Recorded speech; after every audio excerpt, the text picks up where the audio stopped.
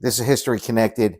I want to thank you for watching. I want to thank everyone for all the support too. I've got like 80 subscribers now. I never even thought I'd get like the 10, but this is really cool. This episode started out as something completely different. We started looking at religious practices and we ended up with barbering. It's a really cool episode. I hope you watch it. I hope you enjoy it. There's a lot of cool stuff at the end too. I also want to thank everybody for liking, subscribing, and leaving comments. So that always helps. Anyway, enjoy.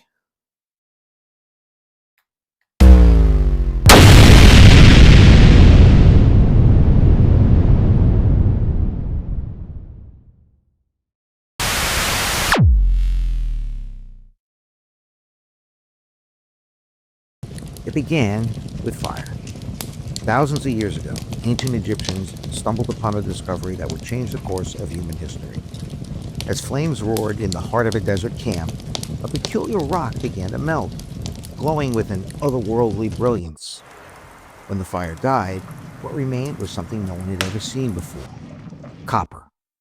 The first metal that could be shaped, sharpened, and turned into tools. Weapons, chisels, plows. Copper transformed the world. But among all the tools forged in its fire, one stood out, not for its size or power, but for its precision. It was said that this tool, this razor, could shape more than just hair. It could shape destiny. In ancient Egypt, a sharp blade wasn't just a convenience. It was a necessity. In a land where the blazing sun and crowded cities bred pests like lice, removing hair wasn't a luxury.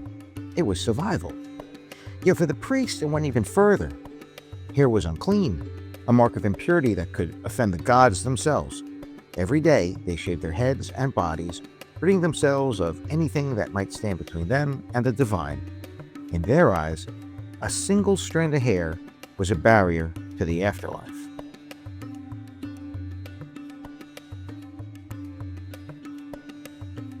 At first, this ritual relied on primitive tools. Jagged flint, sharpened seashells scraped against the skin. Crude, painful, and far from precise. But with the arrival of copper razors, everything changed. Suddenly, a blade could glide smoothly, cutting close and clean. The priests' rituals became sharper, their connection to the gods more precise. For them, the copper razor wasn't just a tool, it was a bridge to the heavens. This copper blade didn't stay confined to the temples. In the bustling marketplaces of Memphis and Thebes, another figure began to emerge: the traveling barber. With his copper tools gleaming in the sunlight, he set up shop in shaded courtyards, offering a shave to anyone who could pay. For the farmers and laborers of Egypt, a clean-shaven head was protection against the heat and parasites. For merchants and nobles, it was a mark of refinement, proof of status and hygiene. The barber's work was intimate, delicate, and sometimes dangerous. A nicked artery, an infection, these could mean death in an era before antiseptics. But a skilled barber with a steady hand and a sharp blade was as trusted as he was indispensable. And so, from temple rituals to market streets, the copper razor carved its place in Egyptian life. Its edge, honed by centuries of tradition, reflected not only by the faces of its customers, but the culture of an entire civilization. Yet, as copper razors glinted in the Egyptian sun, other civilizations were watching, listening, and learning. Across the Mediterranean, in the marble-lined streets of ancient Greece, the razor would take on a new meaning, not as a tool of purity, but as a weapon of debate, beauty, and power. From the gods of Egypt to the philosophers of Athens, the barber's journey was just beginning.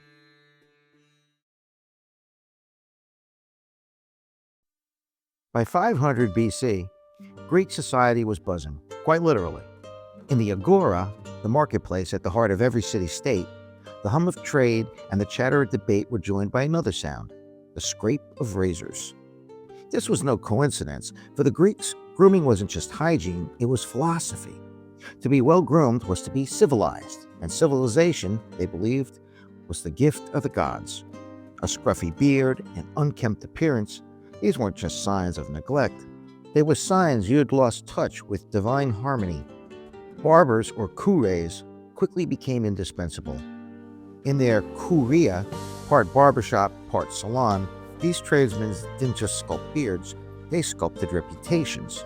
A neatly trimmed beard could mark you as a philosopher, a clean shave as a soldier. It was no surprise that barbershops became the intellectual watering holes of Greece.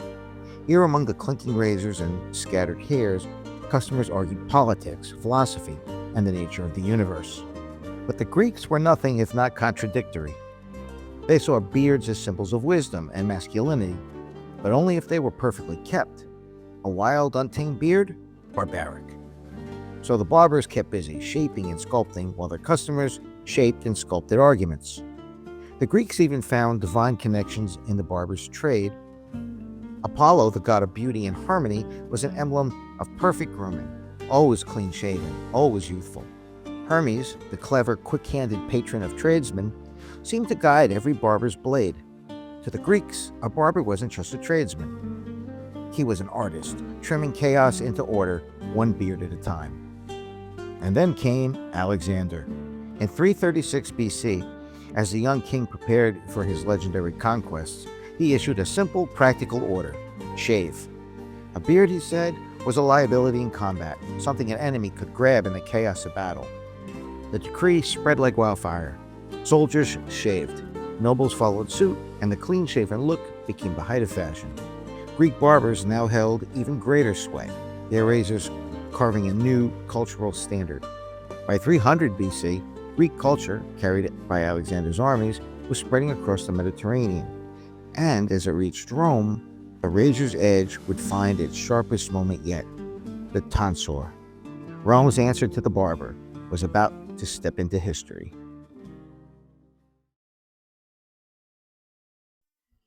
By 300 BC, as the Greek razor found its way west, Rome was sharpening something even greater: an empire.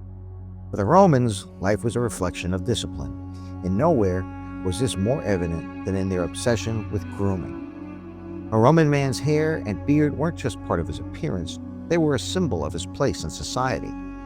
Enter the tonsor, the Roman barber. Unlike his Greek counterpart who presided over debates and intellectual chatter, the Roman tonsor embodied something altogether more practical. His tools, steel razors, precise scissors, and sharp wit, were the instruments of civilization. A Roman man's visit to a tonstrina, or barbershop, wasn't just a matter of personal hygiene.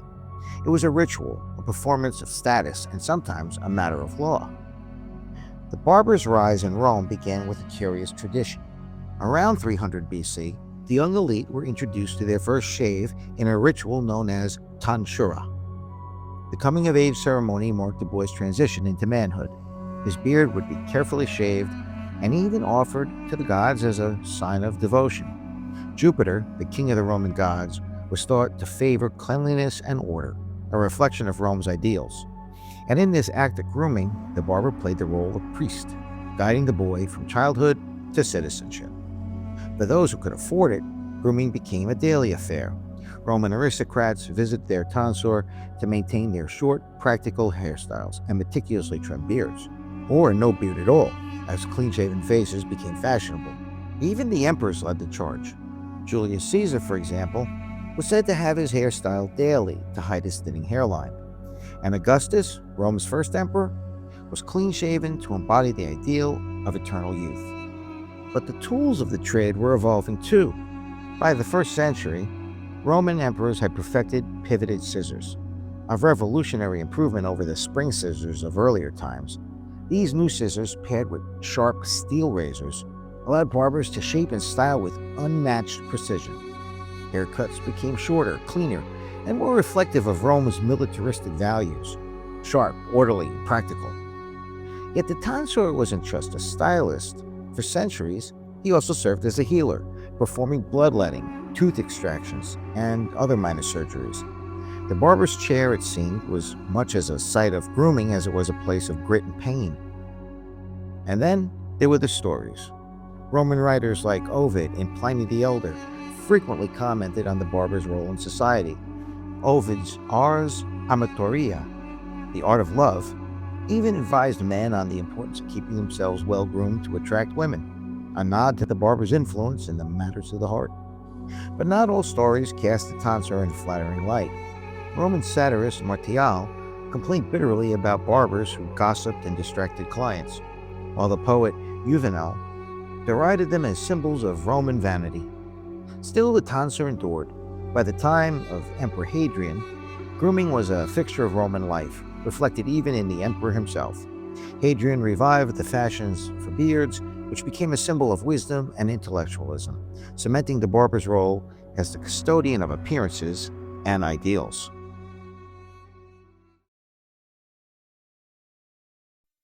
As the Roman Empire crumbled in the 5th century, so too did the orderly traditions it had built.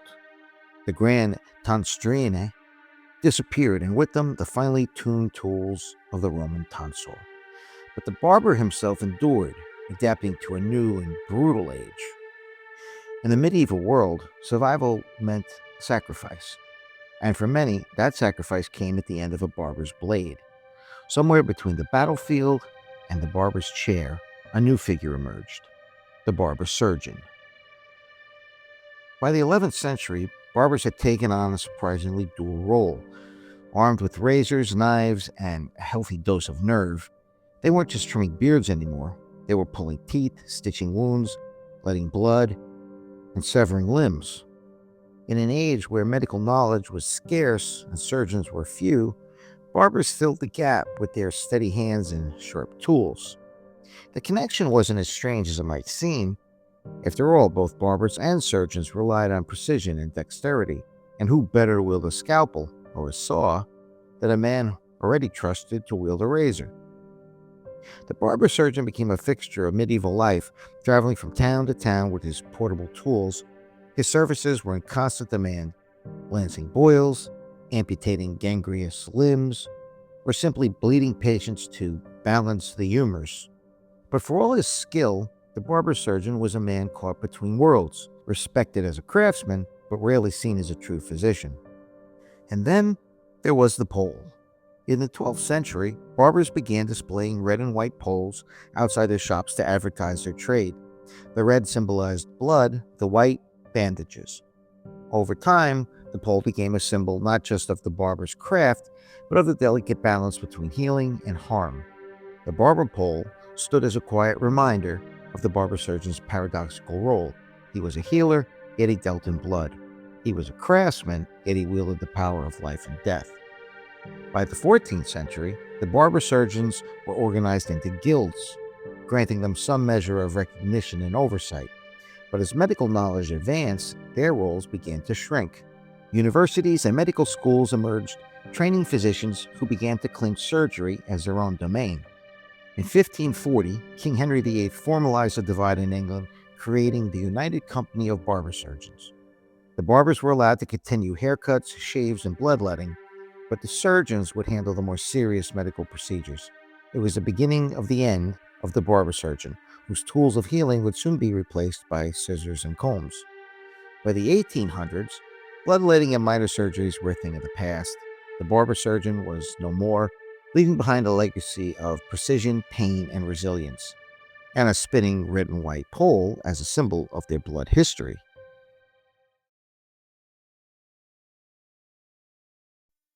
The barber pole was still spinning, but the world around it was changing fast. By the early 19th century, the barber surgeon, with his bloodletting bowls and bone saws, had faded into history. Medicine had moved into universities and hospitals, leaving the barber to rediscover his roots. And so the barber returned to what he's always done best: making people look good. By this time, there was something new. The Industrial Revolution was transforming everything, from the tools of the trade to the very idea of cleanliness. The humble barber, once caught between two worlds, was about to take his craft to an entirely new level. Take the barber pole, for example. Once a grim advertisement for bloodletting, by the 1800s, it had become a symbol of tradition, spinning outside barbershops across Europe and America. In America, the addition of blue stripes, supposedly to represent veins, gave the pole its iconic red, white, and blue design. Inside, though, the barbershop was anything but traditional. The tools were sharper, the shops were cleaner, and the barber himself more professional than ever. This was the golden age of barbershops, a place where men gathered not just to shave, but for a story, a laugh, and a connection to the world beyond their doorstep. And then came a man named A.B. Moeller. Born in 1866 in Illinois, Moeller was the son of a barber and grew up in a world where the trade was passed down informally from master to apprentice. But Moeller had a vision. He saw barbering not as a trade, but as a profession, one that deserved a formal education. In 1893, Moeller opened the first barber school in Chicago, offering structured courses in shaving, haircutting, and crucially, hygiene. It was a radical idea, teaching barbers not just the art of grooming, but the science of keeping their tools and shops sanitary. In an age when cities were growing rapidly and disease was spreading quickly, cleanliness wasn't just a virtue, it was a necessity. Moeller's school was an instant success, and soon barber schools began to appear across the country. Moeller didn't just teach the next generation of barbers, he wrote the book on barbering, literally. His textbook, The Moeller Manual of Barbering, became the gold standard for the trade, offering detailed instructions on everything from razor techniques to the proper way to disinfect tools. Moeller's vision transformed barbering from a craft into a profession, with a code of conduct, a curriculum, and a future. But Moeller's greatest legacy wasn't just the barbers he trained, it was the barbershop itself. His graduates carried their white coats and spotless tools into shops that were more than businesses. They were community hubs, where men gathered to swap stories, debate politics, and of course, look their best. By the end of the 19th century, the shaving mug had become an essential part of the barbershop.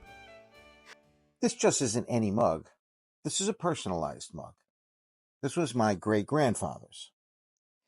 See the date there? December 25th, 1891. So more than likely this was a Christmas present. And notice something here, right here on the inside.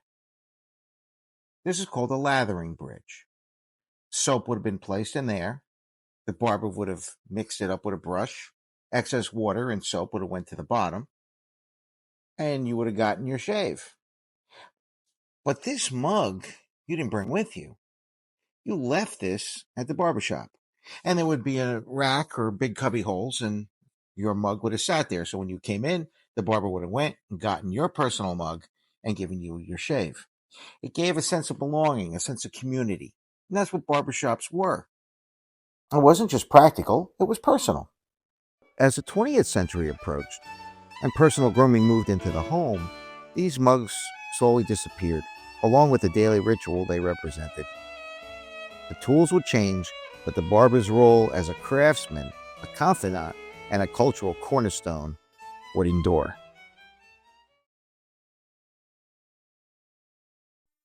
The dawn of the 20th century was a clean break from the past, literally. With the invention of the safety razor in 1901, men no longer had to rely on their barbers for a daily shave. Grooming was moving home. For centuries, the barber's blade had ruled supreme, but now, with a twist of the handle and a flick of the wrist, anyone could shave themselves. For the barbershop, it wasn't just a technological shift, it was an existential threat. It all began with a man named King Gillette. Born in 1855 in Fond du Lac, Wisconsin, Gillette was an inventor with a knack for solving practical problems. Working as a traveling salesman, he had seen countless innovations, but one moment changed everything. His employer told him, "Invent something people can use and throw away, and you'll make a fortune."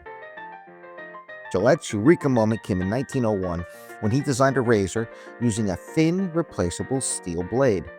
Unlike the straight razors that required constant sharpening, Gillette's blades were disposable, cheap to produce and easy to use.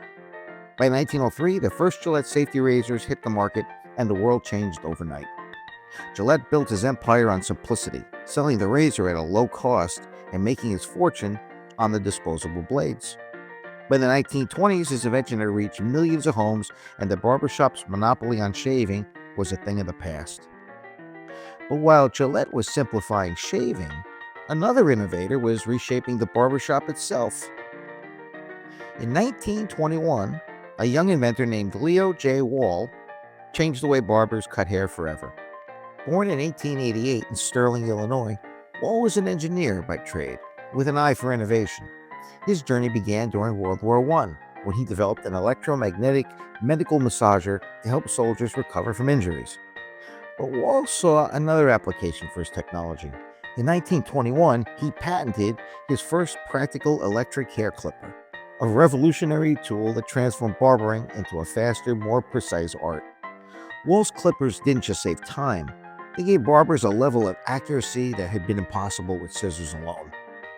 By the 1930s, Wool's company had become the leading manufacturer of electric clippers, supplying barbershops around the world. His innovation ensured that while men might shave at home, the barbershop remained the place of choice to go for a perfect haircut. Together, Gillette and Wool had reshaped the grooming world. Gillette made shaving personal and portable, while Wool gave barbers the tools to adapt and thrive. By the 1950s, the barbershop remained a cultural cornerstone even as men began experimenting with new styles and trends. But the real test of the barbershop's endurance was yet to come. The cultural revolutions of the 1960s and beyond would redefine not just haircuts, but the very idea of masculinity, and the barber, as always, would have to find a way to adapt.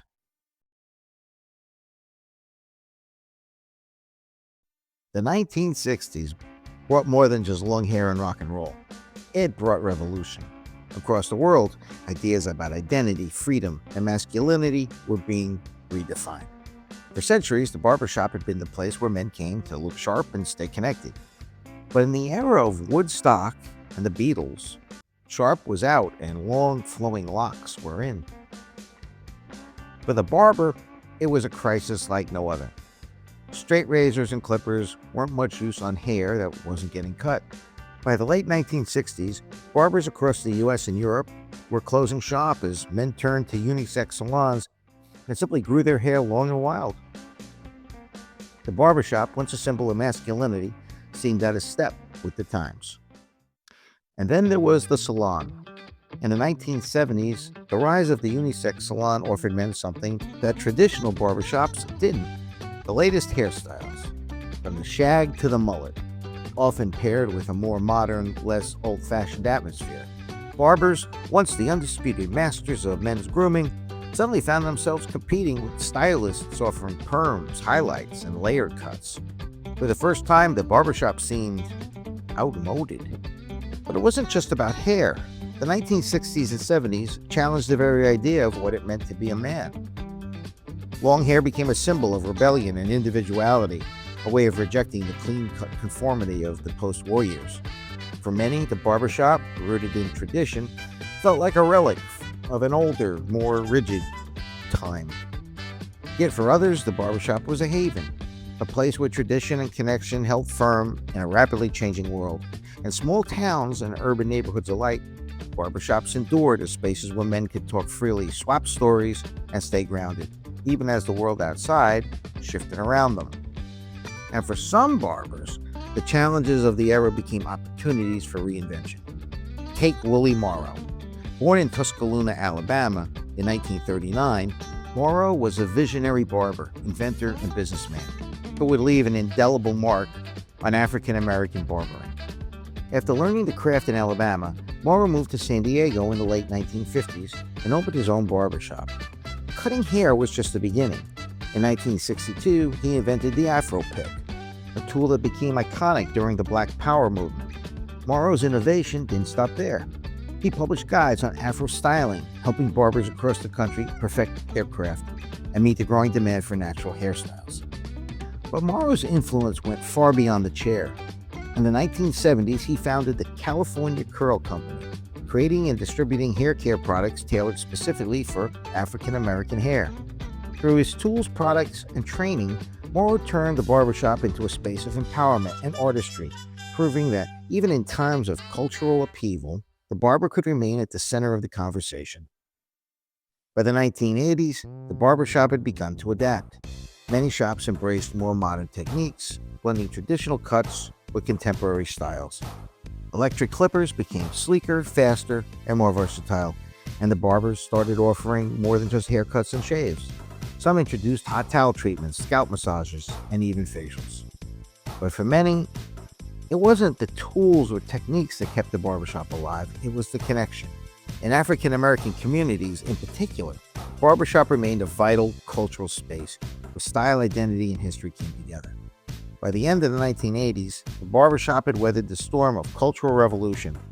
It wasn't just a place to get a haircut, it became a place to belong. As the 1990s approached, the barbershop would find itself not only surviving but thriving as a new generation discovered the timeless appeal of the barber's chair.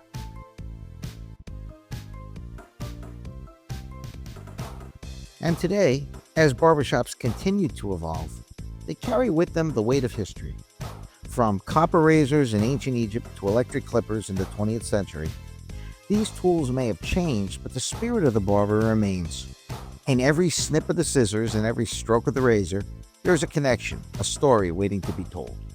The barbershop isn't just a relic of the past, it's a living tradition, one cut above the rest. Ooh, that's bad.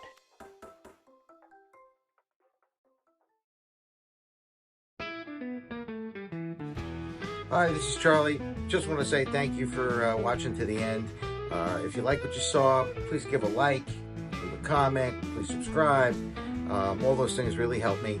Also, check out my new book, The Greatest Legacy. If you want to leave a legacy of your own for your family, for your kids, and for their kids, check out my book. It's called The Greatest Legacy. The link's below in the description. Also, too, it's available on Amazon. So, all right. Thank you very much. Take care. Until next time, stay historic.